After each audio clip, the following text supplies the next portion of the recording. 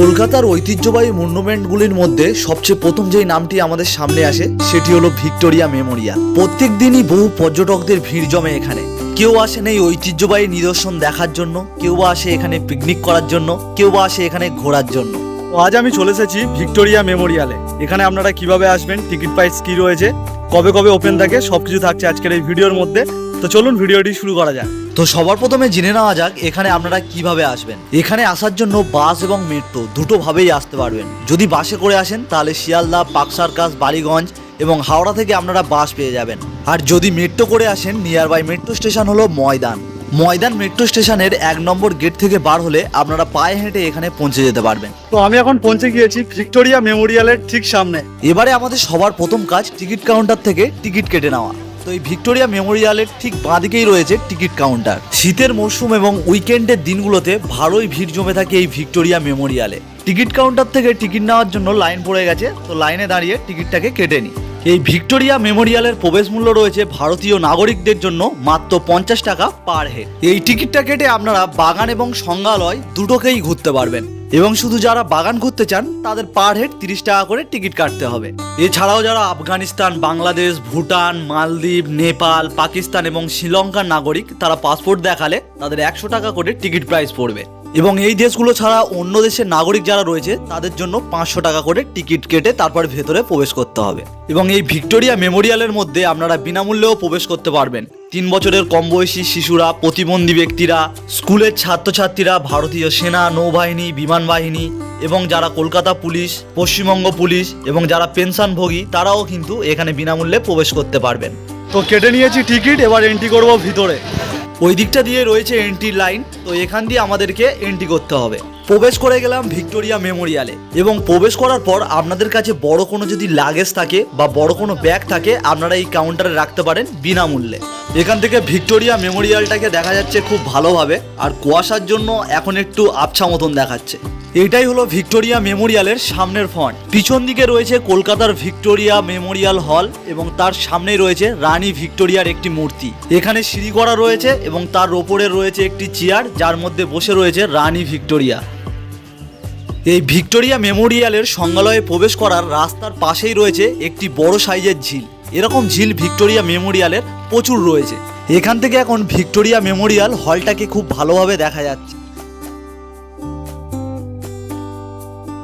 কলকাতার এই Victoria Memorial অনেকটি বড় এরিয়া নিয়ে তৈরি, যার মধ্যে অনেকটি জায়গা জুড়ে রয়েছে সাজানো গোছানো বাগান। বাগানটি খুবই পরিষ্কার পরিচ্ছন্ন এবং রয়েছে বসার জায়গা। এখানে আপনারা ঘন্টার পর ঘন্টা বসেই কাটিয়ে দিতে পারবেন। শীতের মরশুমে অনেক পর্যটকরা আসেন তাদের ফ্যামিলি এবং বন্ধু বান্ধবদেরকে নিয়ে এখানে পিকনিক এবং এই ভিক্টোরিয়া মেমোরিয়ালটাকে ঘোরার জন্য। এই ভিক্টোরিয়া মেমোরিয়ালের গার্ডেন থেকে দেখতে পাবেন টাটা স্টিল কোম্পানির সেই উঁচু বিল্ডিং। এবং এই ভিক্টোরিয়া মেমোরিয়ালের প্রবেশ করার রাস্তায় দেখতে পাবেন এরকম গোলাপের গাছ, যেখানে সুন্দর সুন্দর গোলাপ ফুল ফুটে রয়েছে। এবারে এন্ট্রি করব ভিক্টোরিয়া মেমোরিয়ালের ভিতরে। সংগ্রহশালায় প্রবেশ করার জন্য দেখছেন এখানে সব লাইন পড়ে গেছে, অনেকটাই বড় লাইন পড়েছে। তো বেশিক্ষণ লাগবে না, এক্ষুনি প্রবেশ করে যাব। আর একটা কথা মনে রাখবেন, আপনারা যদি সংগ্রহশালার ভিতরে প্রবেশ করার জন্য টিকিট কেটে থাকেন তাহলে এই টিকিটটা ফেলবেন না। এই টিকিটটা কিন্তু আরেকবার দেখাতে হবে আপনাদেরকে। আর এই সংগ্রহালয়ের ভিতরে প্লাস্টিকের জলের বোতল কোনোভাবে অ্যালাও নয়। প্লাস্টিকের জলের বোতল নিয়ে প্রবেশ করলে এরকম এইভাবে রেখে দিয়ে প্রবেশ করতে হবে। প্রবেশ করে গেলাম ভিক্টোরিয়া মেমোরিয়ালের ভিতরে। ভিক্টোরিয়া মেমোরিয়ালের ভিতরটা ঝাঁ চকচকে মার্বেল পাথর দিয়ে বানানো এবং ওপরের দিকে দেখতে পাবেন এরকম সুন্দর সিলিং। ভিক্টোরিয়া মেমোরিয়ালের প্রথমে ঢুকতেই আপনারা দেখতে পাবেন ভিক্টোরিয়া মেমোরিয়াল কিভাবে বানানো হয়েছিল তখনকার সময়ে ক্যামেরায় তোলা বেশ কিছু পিকচার। এবারে আমি প্রবেশ করলাম প্রথম ডান দিকের হলঘরটিতে। এখানে আপনারা দেখতে পাবেন তখনকার দিনে হাতে আঁকা বেশ কিছু ছবি, যেগুলো পুরো এই হলঘরটির দেয়াল জুড়ে রয়েছে।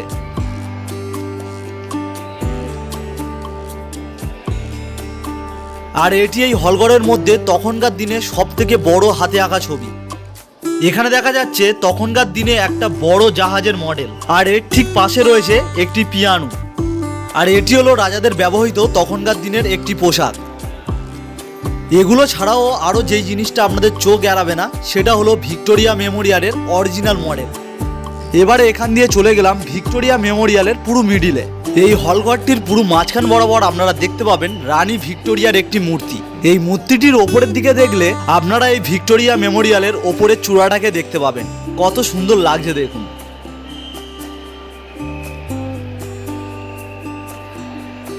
এছাড়াও এই মিডিল হলঘরটির মধ্যে রয়েছে তখনকার সময়ে ব্যবহৃত অনেক রকমের তরোয়াল এবং তার সঙ্গে রয়েছে ঢাল। আরও এই দিকটাতে রয়েছে আরও এক রকমের বর্শা, তলোয়ার, এগুলো সাইজে অনেকটাই বড়। এরপর ওই হলঘরটি থেকে চলে আসলাম আরেকটি হলঘরের মধ্যে। এখানে সামনেই দাঁড় করানো রয়েছে রবার্ট ক্লাইভের একটি মূর্তি।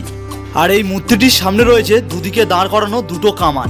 তখনকার দিনে যুদ্ধের সময় ইংরেজরা এই কামানগুলোকে ব্যবহার করতেন। আমি যদি আপনাদেরকে এই কামানটি পেছন দিক থেকে দেখাই, তো দেখুন পেছন দিক থেকে এমন দেখায় কামানটি।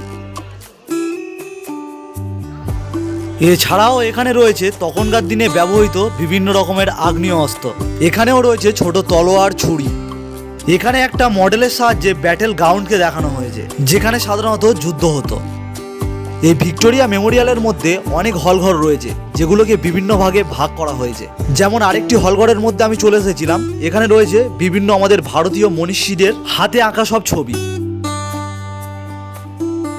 সেকেন্ড ফ্লোরে এই ভিক্টোরিয়া মেমোরিয়ালের সেকেন্ড ফ্লোরে রয়েছে আমাদের ভারতীয় বিপ্লবীদের নানা রকম তথ্য। এই সেকেন্ড ফ্লোর থেকে নিচের দিকটায় দেখা যাচ্ছে। এখন সেকেন্ড ফ্লোরে উঠতে প্রথম রুমটাতেই আপনারা দেখতে পাবেন এখানে একটা প্রজেক্টরের মাধ্যমে দেখানো হচ্ছে আমাদের দেশ কিভাবে স্বাধীন হয়েছিল। এবং এর অপোজিটে রয়েছে আপনাকে এখানে দাঁড়াতে হবে এবং আপনাকে দেখিয়ে দেবে কোন বিপ্লবীর সঙ্গে আপনার মুখের মিল রয়েছে। তো এনাকে দেখাচ্ছে প্রীতিলতা ওয়াদ্দারের সঙ্গে মুখে মিল রয়েছে এনার। এখান থেকে আরো ভিতরের রুমগুলোতে এন্ট্রি করলে আপনারা দেখতে পাবেন যে সকল বিপ্লবীরা আমাদের দেশের জন্য শহীদ হয়েছিলেন তাদের ছবি সহ কিভাবে তারা শহীদ হয়েছিলেন, কোন পত্রিকায় এই খবর বার হয়েছিল, তাদের লেখা বেশ কিছু চিঠি এবং আরো নানান তথ্য আপনারা এখান থেকে পাবেন।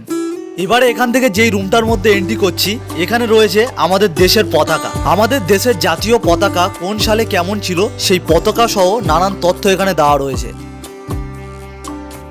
এবং এই ভিক্টোরিয়া মেমোরিয়ালের সেকেন্ড ফ্লোরে এরকম একটি ভিউ পয়েন্ট রয়েছে, যেখান থেকে আপনারা ভিক্টোরিয়ার মাঠটাকে দেখতে পাবেন।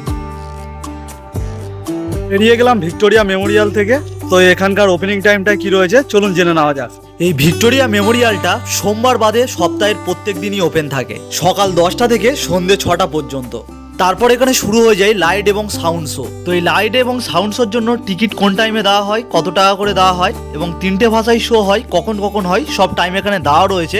আপনারা একটু পজ করে দেখে নেবেন। এবং এই ভিক্টোরিয়া মেমোরিয়ালের মধ্যে ফ্রি পানীয় জল এবং বাথরুমের ব্যবস্থা রয়েছে, যেটা আপনারা বিনামূল্যে ব্যবহার করতে পারবেন। এবং আর একটা কথা যেটা আপনাদের জেনে রাখা ভালো, যারা গাড়ি নিয়ে আসবেন ভাবছেন, এই ভিক্টোরিয়া মেমোরিয়ালের প্রধান দুটো গেট রয়েছে। এই দুটো গেটের কাছাকাছি কিন্তু কোনো পার্কিং এরিয়া নেই, আপনাদেরকে মেন রোডের ধারেই গাড়ি পার্কিং করে রাখতে হবে। এবং যারা বাড়ি থেকে খাবার আনবেন না, তো এখানে অনেক খাবারের দোকানও রয়েছে, আপনারা এখান থেকে খাবার কিনেও খেতে পারেন। কেমন লাগলো আজকের এই ভিক্টোরিয়া মেমোরিয়ালের ভিডিওটি যদি ভালো লাগে অবশ্যই একটি লাইক করে দেবেন। আর এরকম ভিডিও পেতে আমার চ্যানেলটিকে সাবস্ক্রাইব করে রাখবেন।